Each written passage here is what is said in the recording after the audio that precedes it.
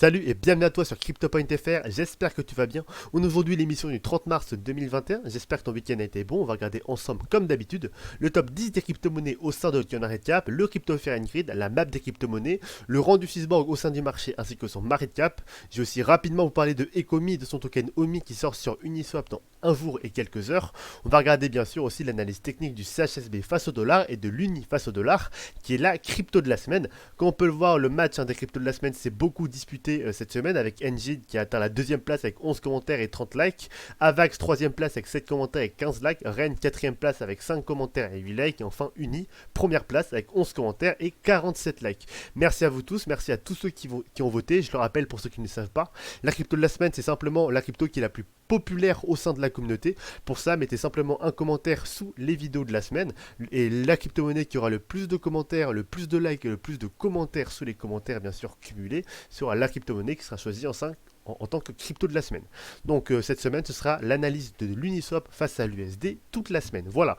Désolé pour on n'a pas fait de vidéo hier, donc ça fait un peu de temps là que j'ai pas eu d'analyse entre samedi, dimanche et lundi, donc ça fait maintenant 3 jours. Donc vidéo qui va être un peu plus longue. En plus, j'ai pas mal de choses à vous dire. Donc avant de commencer cette vidéo, je tenais d'abord à remercier bien sûr les 1830 abonnés sur la chaîne.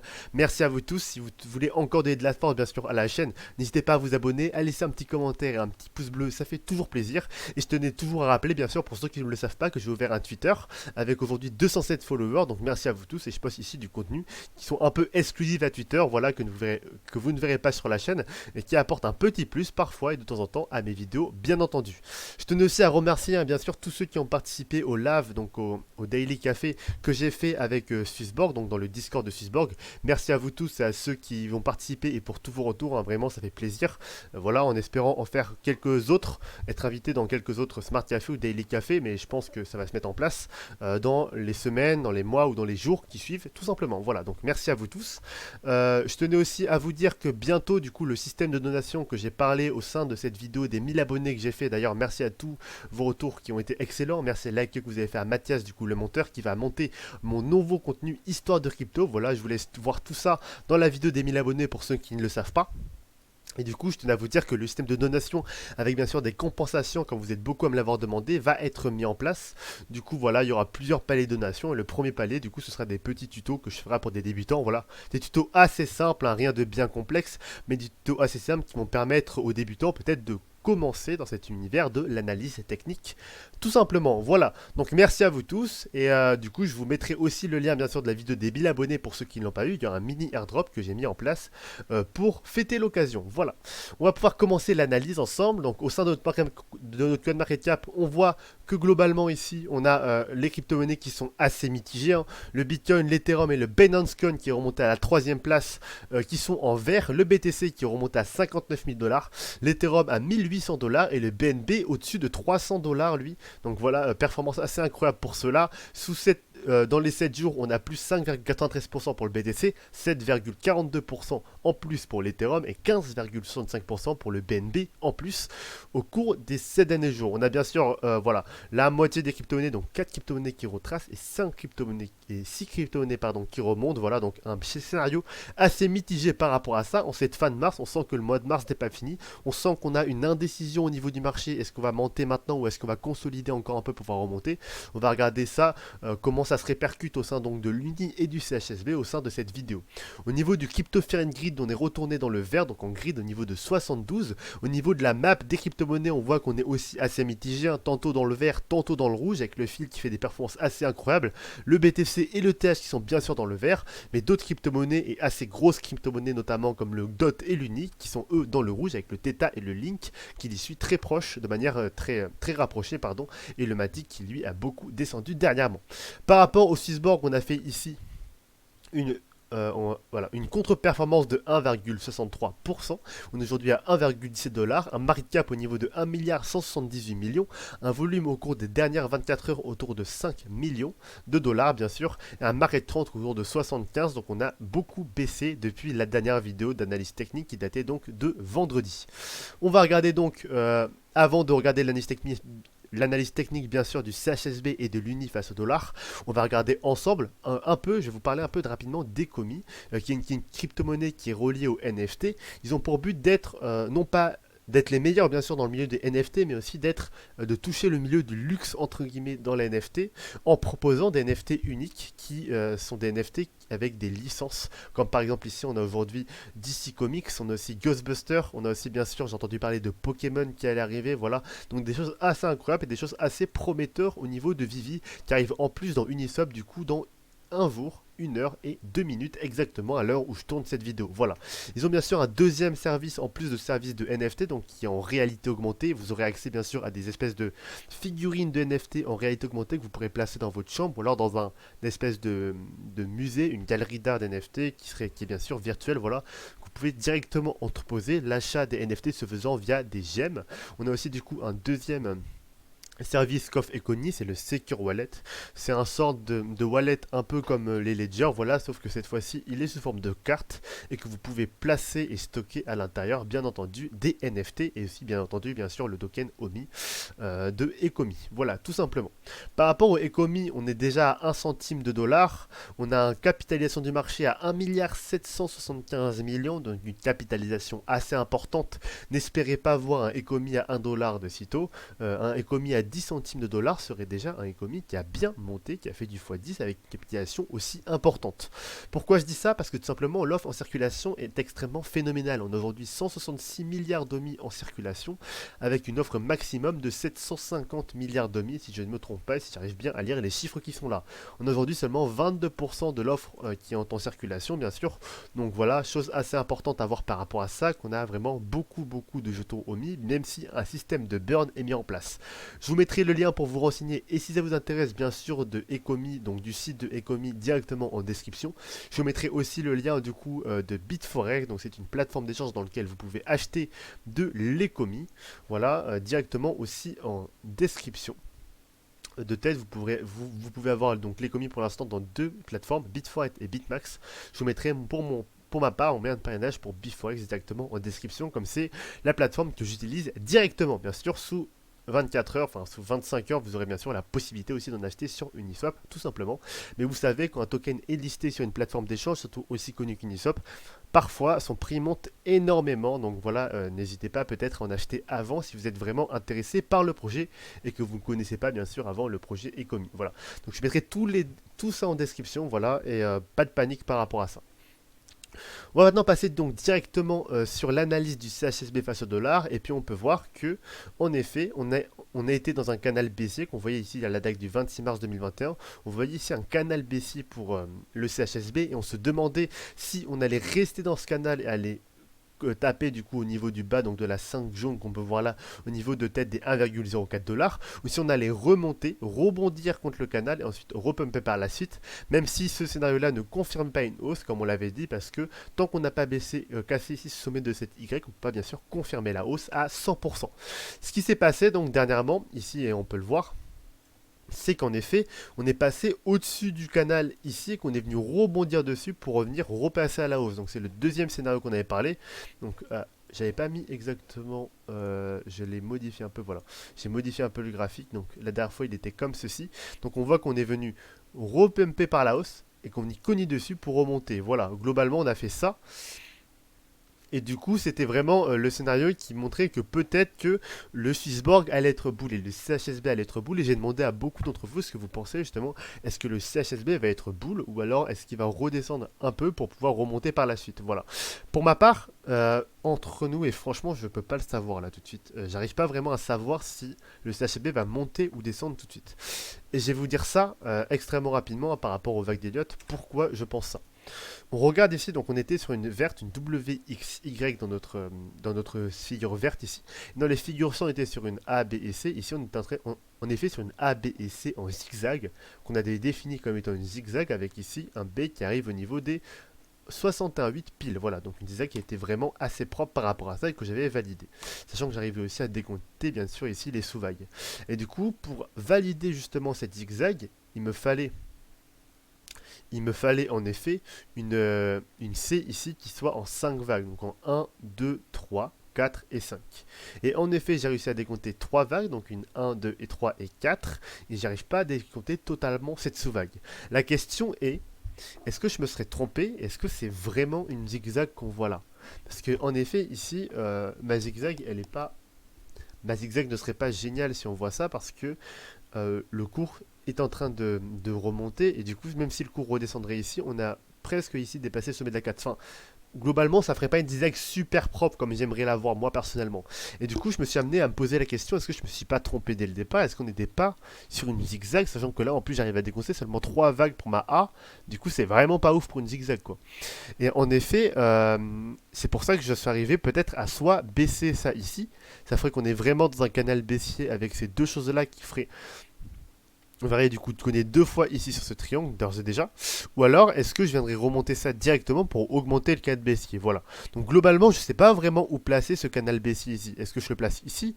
Est-ce que je le place ici? Ou est-ce que je le place ici? Et en fonction de ces trois placements là, ça change absolument tout par rapport à ça. Parce que dans ce placement là, on a vraiment ici, on est vraiment au-dessus du canal baissier, qu'on est vraiment sorti de ça. Donc ça confirmerait une hausse. Dans ce cas-là, on serait encore un peu mitigé en fonction de la hausse. Dans ce cas-là, on serait bien sûr dans une baisse, toujours bien entendu. Et du coup, ce que je me suis posé comme question, c'est est-ce qu'on ne serait pas par hasard, en le mettant ici parce qu'il y avait une raison, est-ce que je ne serais pas par hasard ici dans quelque chose qui ressemblerait plus à un triangle? Et du coup, ça me ferait cogner une fois ici, une fois ici, une fois ici, donc une touche, deux touches, trois touches, 4 touches qu'on dépasse. Donc voilà, c'est pas incroyable et peut-être qu'on va retourner par la suite. Mais encore une fois, ici, le triangle n'est pas incroyable. Donc voilà, gros doute par rapport à ça. Et du coup, à revoir en fonction de votre analyse technique à vous, ce que vous pensez que c'est. Un triangle est possible, comme une zigzag ici, j'y crois pas vraiment finalement, parce qu'en effet, on vient invalider ici le scénario de la zigzag avec ici ce qu'on fait ici. Donc l'analyse est assez complexe ici finalement au niveau du CHSB. Voilà. Au niveau du RSI, notamment. Donc là, en fait, je voudrais attendre un peu que le cours évolue. C'est pour ça que là, lundi, j'ai pas fait de vidéo parce que j'avais pas le temps. Et aujourd'hui, je l'ai fait un peu tardivement parce que je voulais que le cours évolue pour pouvoir décompter proprement des vagues. Mais là où c'est aujourd'hui, j'arrive pas encore à décompter proprement des vagues ici. Voilà. Donc j'attends vraiment que ce qui se passe ici soit fini, qu'il se décide soit à baisser, soit à monter pour pouvoir enfin décompter proprement mes vagues. Parce que en effet, la vague de 4 ici peut se mettre ici, mais aussi on peut la placer ici si jamais on suit toujours les décomptes. Du coup, si on la met là, ça changerait tout aussi au niveau du décompte, tout simplement. Voilà. Donc, à voir par rapport à ça, et j'attends vraiment que là, on se décide soit à la hausse, soit à la baisse, pour venir savoir exactement ce qu'on fait, et savoir si en effet on a terminé ou pas cette zigzag, qui n'en est du coup plus vraiment une, voilà, de ce que je vois en tout cas. Ce serait même plutôt une flat ici, mais malheureusement on est pile 61,8, donc c'est pas vraiment une flat. Donc voilà, quelque chose qui est à voir, sauf si aussi on est en running, ce qui changerait aussi tout, mais j'y crois pas forcément. Donc voilà, à voir par rapport à ça, j'attends vraiment que le cours se décide pour venir poser un choix définitif, en tout cas sur le CHSB. En tout cas, ce qu'on peut voir, hein, c'est que le volume est vraiment bas ici, donc pas de hausse, en tout cas extrêmement forte, qui va pour ma part se profiler, en tout cas je le pense.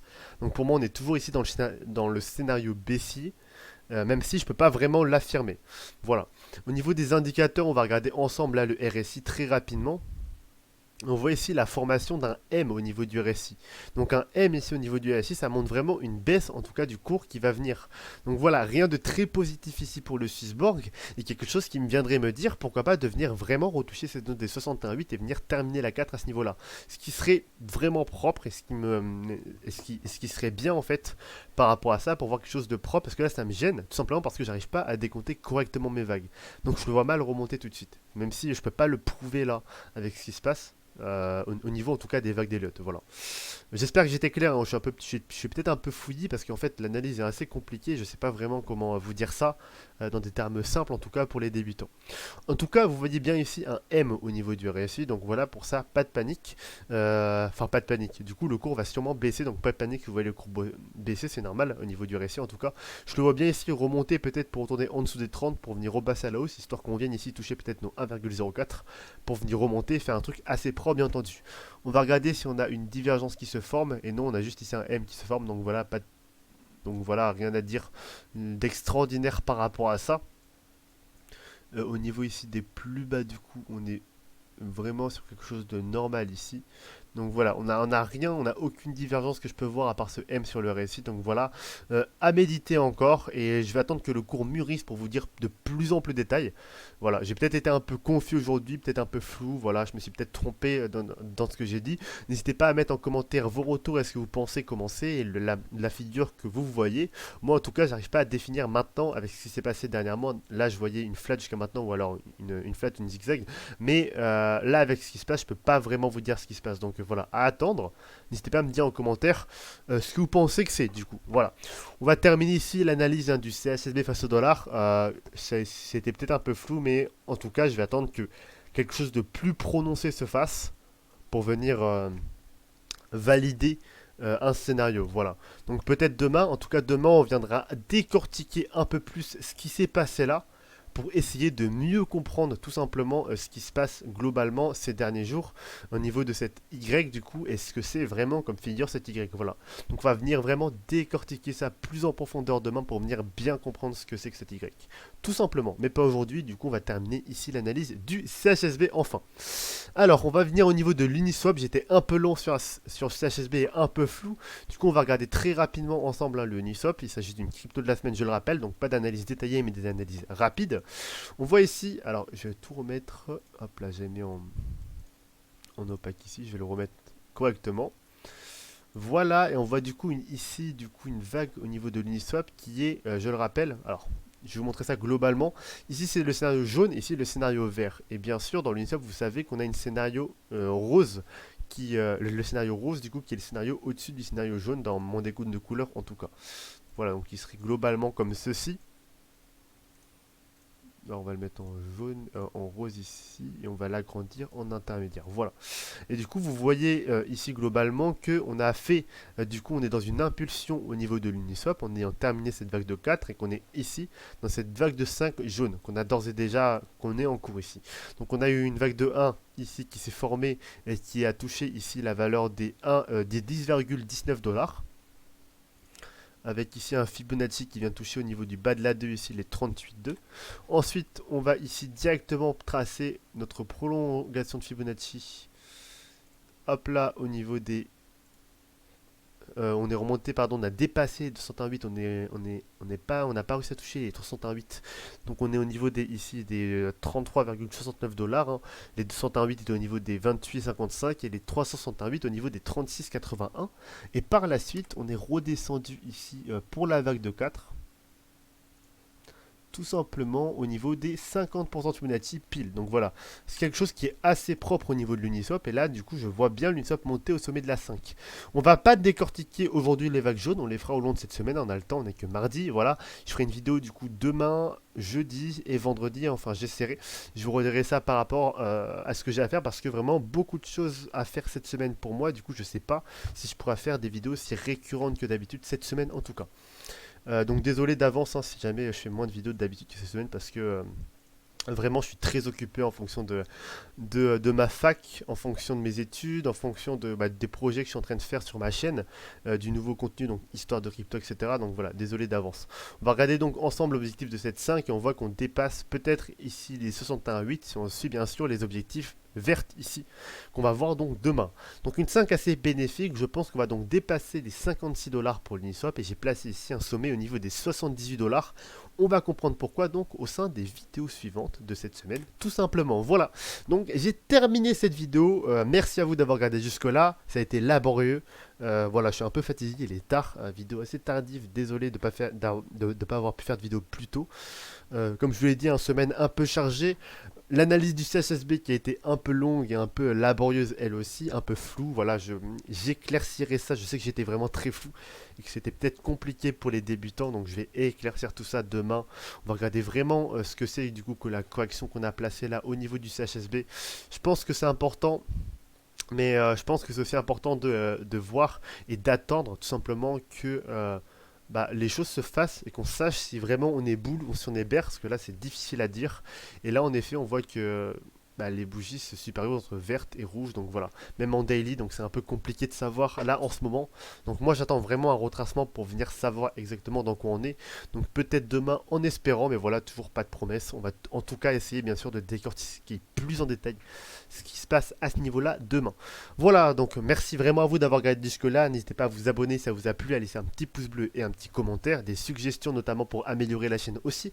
Je vous rappelle bien entendu pour ceux qui veulent faire des donations que du coup le système de donation va arriver avec du coup plusieurs paliers de donation. Le premier palier sera du coup des tutos assez rapides, hein, je le rappelle, pour les débutants.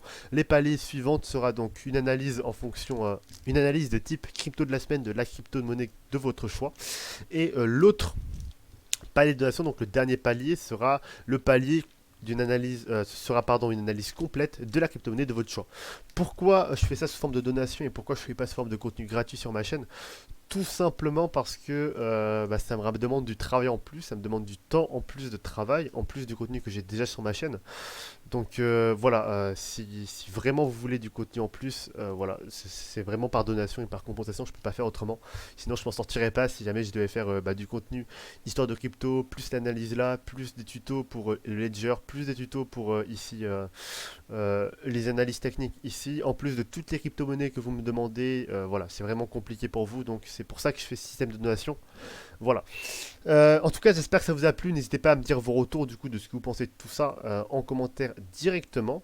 Et on va se voir du coup demain ou sûrement après-demain pour une autre analyse du coup du CHSB face au dollar et de l'UNI face à l'USDT. Je le rappelle que bien sûr le lien de Ecomi sera directement en description et je rappelle aussi que le listing sur Uniswap est dans une journée, donc n'hésitez pas à vous renseigner si jamais ça vous plaît et peut-être d'investir avant le listing sur Uniswap. Voilà, parce qu'on sait très bien, hein, pour les débutants vous le savez peut-être pas, mais au listing il y a des bots qui apparaissent, énormément de bots, et du coup parfois le cours d'une crypto-monnaie pump énormément, comme on a connu récemment pour Alice. Donc n'hésitez pas, si jamais vous croyez vraiment au projet, après bien sûr avoir regardé par vous-même, à analyser avant bien sûr le listing sur Uniswap. Voilà, donc passez une excellente journée et je vous dis à plus tard.